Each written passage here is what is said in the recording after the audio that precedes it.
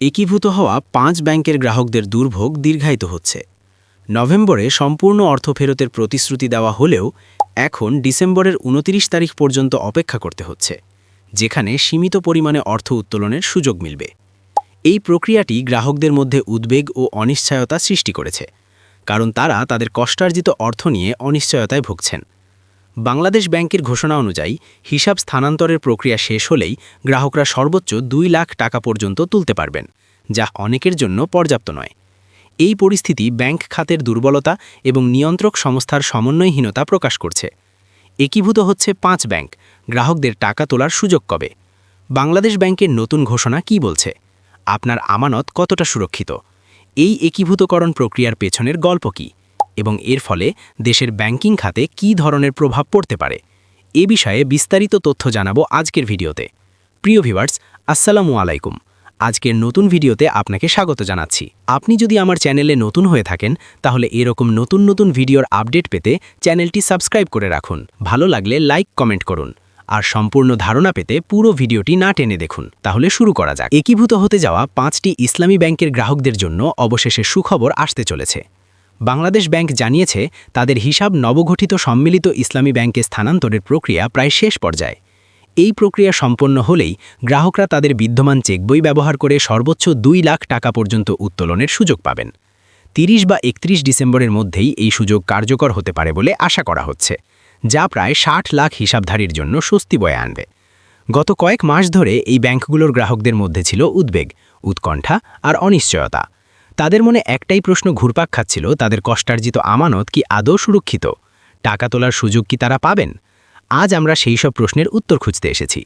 বাংলাদেশ ব্যাংকের সর্বশেষ ঘোষণা এবং এই পুরো প্রক্রিয়ার আদ্যোপান্ত বিশ্লেষণ করে আপনাদের সামনে তুলে ধরব একটি পূর্ণাঙ্গ চিত্র। চলুন প্রথমেই জেনে নিই সবচেয়ে গুরুত্বপূর্ণ খবরটি।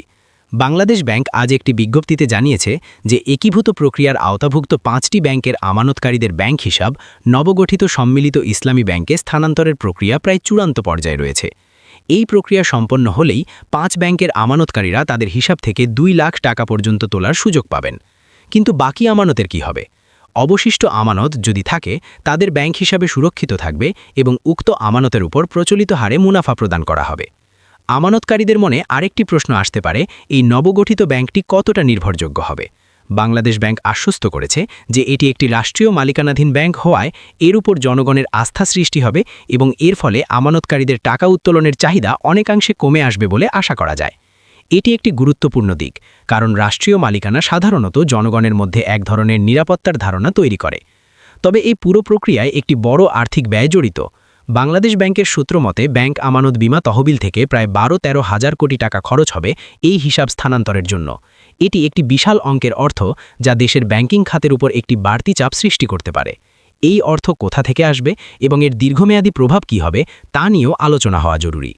এই একীভূতকরণের সূচনা কিন্তু হঠাৎ করেই হয়নি। গ্রাহকদের হয়রানির শেষ হচ্ছিল না।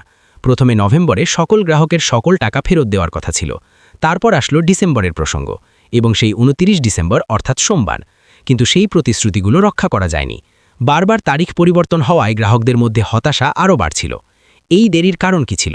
সম্ভবত প্রযুক্তিগত জটিলতা, আইনি প্রক্রিয়া এবং বৃহৎ পরিসরে হিসাব স্থানান্তরের চ্যালেঞ্জগুলোই এর মূল কারণ ছিল। একীভূতকরণের এই নিশ্চয়তা ব্যাংকিং খাতের জন্য একটি নজিরবিহীন ঘটনা। এর আগে দেশে এমন বৃহৎ পরিসরে একাধিক ব্যাংকের একীভূতকরণ হয়নি। এই পদক্ষেপের সুদূর প্রসারী প্রভাব কী হতে পারে? প্রথমত, এটি দুর্বল ব্যাংকগুলোকে শক্তিশালী করার একটি কৌশল হতে পারে। যদি এই সম্মিলিত ব্যাংক সঠিকভাবে পরিচালিত হয় তাহলে এটি দেশের ব্যাংকিং খাতের স্থিতিশীলতা বাড়াতে সাহায্য করবে। দ্বিতীয়ত, এটি ব্যাংকগুলোর সুশাসন নিশ্চিত করতে একটি বার্তা দেবে। যারা অনিয়ম ও দুর্নীতির মাধ্যমে ব্যাংকগুলোকে দুর্বল করেছে তাদের বিরুদ্ধে কঠোর ব্যবস্থা নেওয়া হচ্ছে, এমন একটি বার্তা সমাজের কাছে পৌঁছাবে। তৃতীয়ত, এটি গ্রাহকদের আস্থা ঋজু হয় সাহায্য করতে পারে। যখন গ্রাহকরা দেখতে পাবেন যে তাদের আমানত সুরক্ষিত এবং তারা প্রয়োজনে টাকা তুলতে পারছেন, তখন ব্যাংকিং ব্যবস্থার প্রতি তাদের আস্থা ফিরে আসবে। তবে কিছু চ্যালেঞ্জও রয়েছে। নবগঠিত সম্মিলিত ইসলামী ব্যাংকের ম্যানেজমেন্টের দায়িত্ব যারা পাবেন তাদের সামনে অনেক চ্যালেঞ্জ থাকবে। এই ৫ ব্যাংকের সংস্কৃতি, কর্মপদ্ধতি এবং গ্রাহক সেবার বিভিন্নতাগুলো একত্রিত করে একটি সুসংহত এবং কার্যকর ব্যবস্থা গড়ে তোলা সহজ হবে না। এছাড়া খেলাপিনির আদায় এবং নতুন করে কোনো অনিয়ম যেন না হয় সেদিকেও কঠোর নজর রাখতে হবে। পরিশেষে বলা যায়, বাংলাদেশ ব্যাংকের এই ঘোষণা দুর্বল ব্যাংকের গ্রাহকদের জন্য একটি আশার আলো দেখাচ্ছে। তবে এই প্রক্রিয়ার সফল বাস্তবায়ন এবং দীর্ঘমেয়াদী সুফল পেতে হলে স্বচ্ছতা, জবাবদিহিতা এবং কঠোর তদারকি অনিবার্য।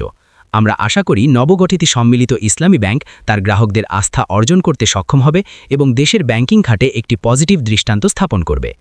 প্রিয় দর্শক, আজকের আলোচনা থেকে আপনারা এই একীভূতকরণ প্রক্রিয়া সম্পর্কে একটি বিস্তারিত ধারণা পেয়েছেন বলে আশা করি। আপনাদের যদি কোনো প্রশ্ন থাকে অথবা এ বিষয়ে আপনাদের মতামত জানাতে চান, তাহলে কমেন্ট বক্সে লিখতে ভুলবেন না। আমাদের এই প্রচেষ্টা যদি আপনাদের ভালো লেগে থাকে তাহলে ভিডিওটি লাইক করুন, বন্ধুদের সাথে শেয়ার করুন এবং আমাদের চ্যানেলটি সাবস্ক্রাইব করে পাশে থাকুন। আমরা ভবিষ্যতেও এমন গুরুত্বপূর্ণ বিষয় নিয়ে আপনাদের সামনে হাজির হব।